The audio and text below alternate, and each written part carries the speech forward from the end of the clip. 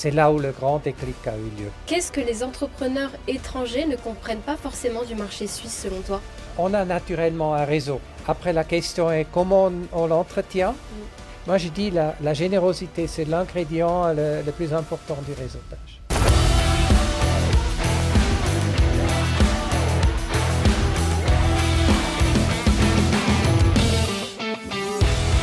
Bonjour à tous et bienvenue sur le podcast de Swiss Jobs. Et aujourd'hui, nous sommes très contents d'accueillir Rudolf Klaus, formateur en réseautage, on peut Oui. dire ça comme ça, indépendant. Tout à fait. Rudolf, comment ça va? Bonjour Lina. Oh, ça va très bien. Nous sommes super contents de vous accueillir aujourd'hui. Je te tutoie, c'est peut-être plus Oui, simple absolument. entre nous. Allons-y. Ouais. Alors, pour cette interview, on va retracer un petit peu ton parcours. D'accord. On va aussi parler de réseautage. Oui. Tu connais vraiment bien ce domaine-là. Mais avant, j'adore remonter à l'enfance. Et si on remonte un peu plus loin, tu étais comment enfant? J'étais comme enfant. J'étais bien. J'ai eu une belle enfance. Et ce dont je me souviens, j'étais plutôt timide. J'étais plutôt réservé. Oui. Et aujourd'hui, je me pose souvent la question, est-ce que je suis introverti? Est-ce que je suis extroverti? Je me donne aujourd'hui certainement plutôt comme un extroverti. Mais peut-être je suis à la base introverti qui se soigne, je ne sais pas. Non, belle enfance, beaux souvenirs, j'ai adoré l'école. Ouais. Et est-ce que le relationnel, c'était déjà chez toi quelque chose de naturel ou c'est venu au fil du temps?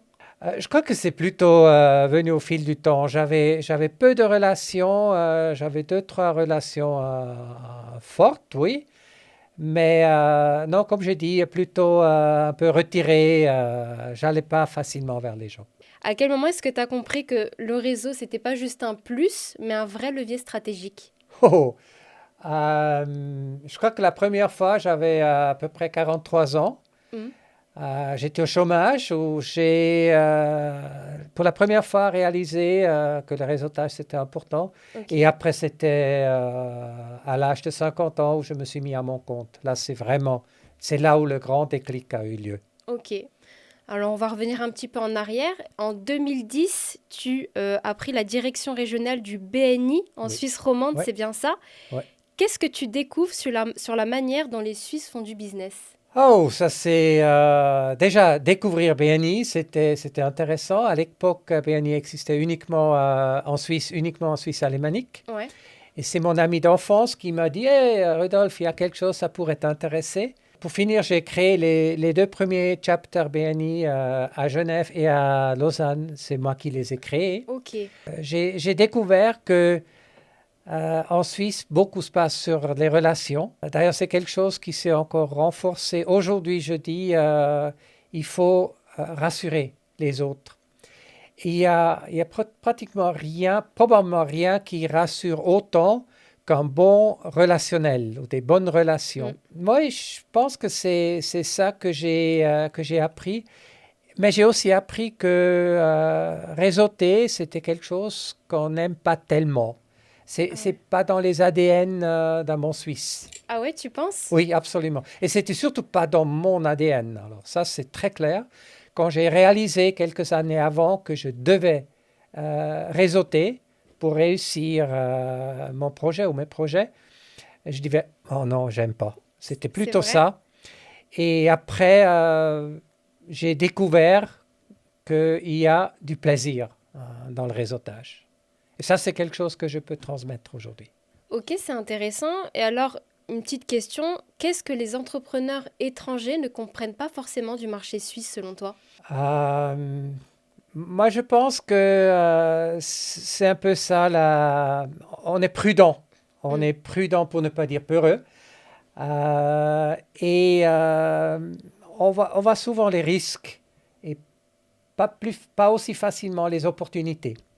Donc, je pense qu'on a besoin d'être rassuré. Et c'est là où des contacts existants peuvent vraiment aider. Ok. En Suisse, est-ce que tu penses qu'on peut réussir sans avoir un réseau forcément structuré? Je ne sais pas ce que tu veux dire par structuré, mais aujourd'hui, je dis, il y a peu de gens qui peuvent se permettre le luxe de ne pas avoir un réseau. Ah ouais. Maintenant, on a naturellement un réseau. Après, la question est comment on l'entretient. Et oui, c'est surtout ça et quel type de réseau on gère. Ouais. Ouais, Et on justement, ça entretient. reprend un peu la question que je vais te poser. Comment est-ce qu'on réussit à créer un peu de la confiance dans son réseau? Comment est-ce qu'on réussit à pas en faire de trop? Alors, à la base, moi je dirais, dans le réseautage, il y a deux approches très différentes qu'il faut différencier. C'est l'approche transactionnelle. Mm. Je réseaute dans le but de trouver une piste pour un job, une piste pour un appartement. Où on peut réseauter dans d'objectifs différents. Mm. Ça, c'est l'approche transactionnelle. Ok. Et après, à l'approche relationnelle, où on cherche à créer des relations, moi je dis souvent avec des alliés, Mm. avec des gens, on s'entraide réciproquement. Et moi, je suis un adepte de ce genre de réseautage. On crée des relations. Et souvent, au début d'une relation, on n'a pas d'objectif derrière la tête. On ne sait pas ce que je pourrais faire pour toi, ce que tu pourrais faire pour moi. Mm. Ce n'est pas du tout dans nos têtes. C'est juste le plaisir d'entretenir, de créer, d'entretenir, de maintenir une relation avec cette disponibilité de si je peux faire quelque chose pour toi, je le ferai. Ok. Donc toi, Rudolf, tu as pas mal travaillé dans le conseil, c'est bien ça? Oui. Ouais. Est-ce que tu penses que le réseau, c'est un accélérateur ou une condition d'entrée? Oui, c'est certainement un accélérateur Ok. c'est souvent même une condition pour une prise de contact. Ok. On parle souvent du cold calling. Oui. Si j'appelle un DRH ou un chef d'entreprise pour dire ah, bonjour, je suis Rudolf Klaus, je suis un bon formateur, j'aimerais travailler chez vous. Si je fais ça comme un cold call, et là je caricature un tout petit peu, mais l'accueil il est souvent mais on reçoit tellement d'appels comme ça, désolé, je ne peux pas vous recevoir. Ouais. Si ce même appel a lieu grâce à une mise en relation de quelqu'un que cette personne connaît et à qui elle fait confiance, Mhm. j'ai presque le rendez-vous garanti. Ouais, c'est vrai. Donc, dans ce sens, c'est vraiment une condition pour accéder à des nouvelles personnes. Ok. Est-ce que tu as déjà vu une trajectoire totalement changer grâce justement à un bon réseau? Ah oui, j'ai vu des gens, déjà moi-même, j'ai trajectoire changée, c'est peut-être un peu un grand mot, Mhm. mais je me souviens une fois, j'ai obtenu un mandat, j'étais même surpris qu'ils n'ont pas demandé d'autres propositions, d'autres devis. Ils m'ont accordé le mandat à moi uniquement parce que quelqu'un leur a parlé bien de moi. Ok. Et oui, j'ai souvent vu des gens qui ont investi dans le réseau et qui ont peut-être aussi pris cette attitude généreuse Mhm. de aider les autres et pas toujours penser à soi-même, ce qui n'est pas toujours facile. Et ça, à mon avis, ça change. Ça change la donne quand... Moi, je dis la générosité, c'est l'ingrédient le plus important du réseautage. Ouais, c'est vrai. Toi, sur LinkedIn, t'es pas mal présent et il y a quelque chose qui revient souvent, c'est le réseautage productif. Oui, Qu'est-ce que tu oui. entends par là? Alors ça retourne à mes débuts de réseautage où je t'ai dit, j'ai pas forcément pris ça comme une bonne nouvelle de devoir réseauter. Mm. Et à ce moment-là, je me suis dit, si je le fais, au moins que ça soit productif. Alors aujourd'hui, j'ajoute souvent le terme humain, Mm. donc réseautage humain et productif, mais c'est vraiment dans l'idée euh, admise que on aime bien s'entraider. Ok. On a besoin, dans le monde d'aujourd'hui, moi je pense qu'il y a très peu de gens qui peuvent réussir seuls. Mm. Moi, je ne peux pas réussir seul. On a besoin d'aide d'autrui et on a aussi de l'aide à donner. Et donc, c'est ça pour moi le réseautage productif. On est là pour s'entraider. Ok. Et c'est quoi l'erreur que tu vois tout le temps chez les gens qui veulent développer un petit peu leur réseau? Alors, ce que je vois très souvent, c'est qu'ils ciblent les personnes à qui ils veulent parler, Ouais. avec qui ils veulent rentrer en relation. Et ça, à mon avis, c'est faux parce que, oui, mais je comprends. À la base, si je cherche, moi, je cherche des clients. Mm. Donc, à la base, je voulais parler à des clients potentiels. Mais ça, c'est pas réseauter. Ça, c'est prospecter. Mm. Et j'ai rien contre ça. Je peux prospecter. Tout le monde qui veut prospecter, ou quand on cherche un job poser des candidatures. De nouveau, je dis, ce n'est pas réseauter. Réseauter, c'est parler avec tes alliés. C'est la deuxième fois que j'utilise ce terme.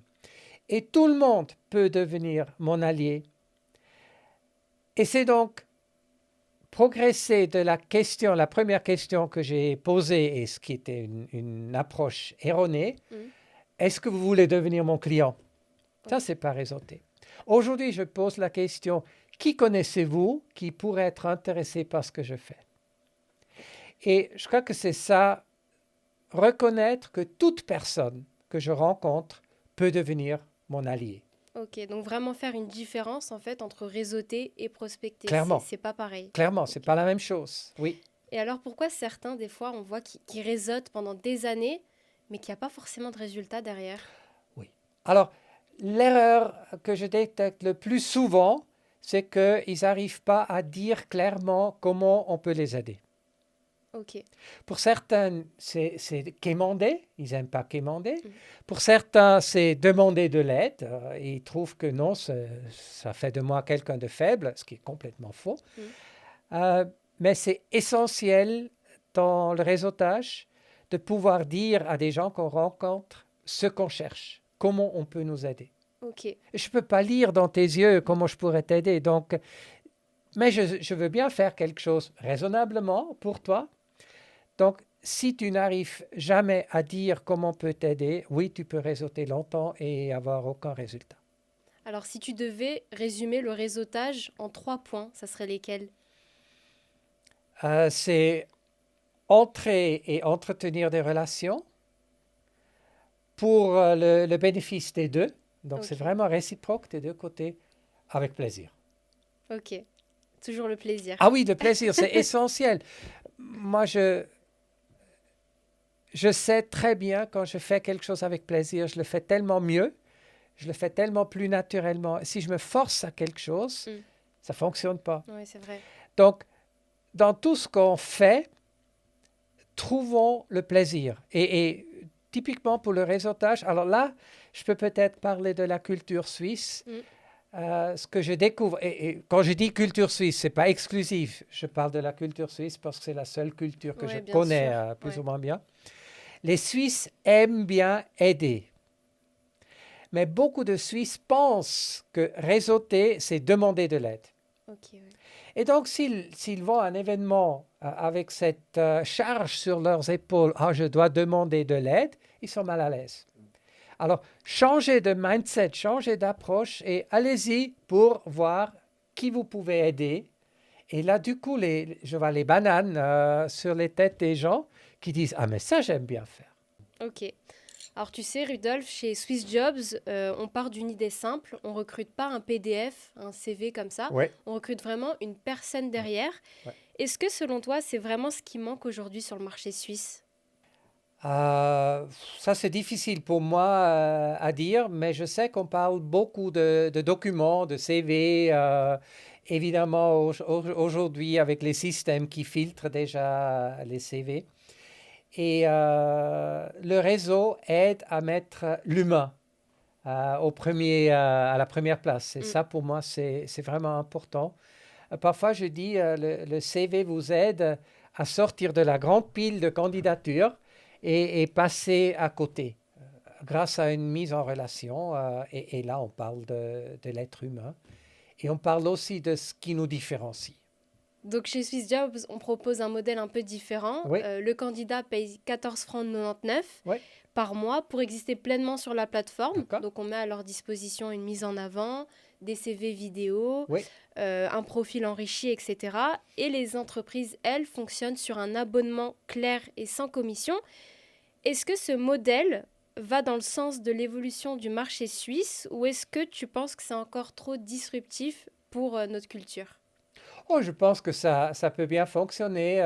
Je pense que si après il y a une aide pour les entreprises à chercher de manière ciblée, ce qui aujourd'hui avec l'intelligence artificielle est certainement inclus dans votre modèle, oui. Je pense que ça peut vraiment les intéresser. Et tu parles par exemple de CV vidéo. Je trouve que c'est vraiment quelque chose qu'on utilise de loin pas assez aujourd'hui. Ah, oui. Parce que beaucoup de gens ont peur.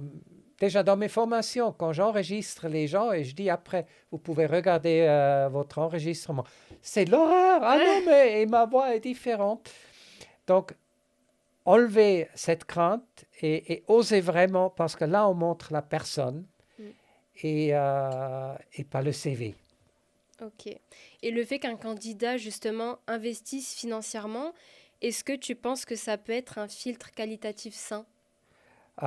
C'est clairement un filtre, même si 14,99, c'est pas un prix Ouais, énorme. ouais, Je vois régulièrement que parfois, chez nous, on a un peu de peine à investir en soi-même. ouais. Et c'est Ouais, c'est quelque vrai. chose que je regrette profondément. Donc oui, ça peut filtrer et vous amener des candidats qui sont un peu plus investis Ouais, exactement. dans leur recherche. Et côté entreprise, est-ce que la fin des commissions au profit d'un abonnement transparent correspond à une attente réelle selon toi? Je crois que les attentes des entreprises sont vraiment plutôt d'un côté efficacité. Mm. Avoir, perdre moins de temps pour trouver la perle rare qu'ils cherchent. Ouais, c'est vrai. Donc tout ce qui aide dans cette direction, à mon avis, ce sera bien accueilli. Ouais. Ok. Toi, Rudolf, tu as écrit un livre, Merci la vie. Oui. À quel moment tu as ressenti le besoin de transmettre? Alors, le besoin de transmettre, c'est très tôt dans ma vie. Déjà enfant, je voulais devenir instituteur, C'est donc vrai? oui. Après, j'ai fait une carrière plus dans le management, gestion de projet. Mm. Mais déjà là, j'ai donné des formations, j'ai transmis du savoir. Et clairement, quand je me suis mis à mon compte, c'était aussi la transmission, vraiment ce qui m'a motivé. Maintenant, tu parles du livre Merci la vie. Déjà, c'est vrai que la vie est très généreuse avec moi et c'est pour ça que j'aime bien rendre ça aussi. Ouais. Euh, Ce livre, je ne savais pas quand je l'ai écrit que j'écrivais un livre parce que c'est une correspondance que j'ai eue avec une amie très chère à moi, Catherine, Mm. que j'ai rencontrée lors d'une formation de développement personnel. Et après, voilà, s'est enchaîné cet échange d'emails où elle m'a énormément donné, elle m'a fait voir des chemins vers le bonheur, des vérités sur la vie. Et il semble que je lui ai aussi pu amener des choses importantes pour sa vie. Et c'était à un moment donné qu'on a regardé sur notre échange, qu'on s'est dit on aimerait bien partager ça et où l'idée de l'éditer comme un livre est née. Ok. Tout au long de notre échange, là, on remarque quand même que tu as une approche du business très humaine. Est-ce que tu penses que c'est une force ou un risque? Ah, mais pour moi, c'est aujourd'hui, c'est clairement une force.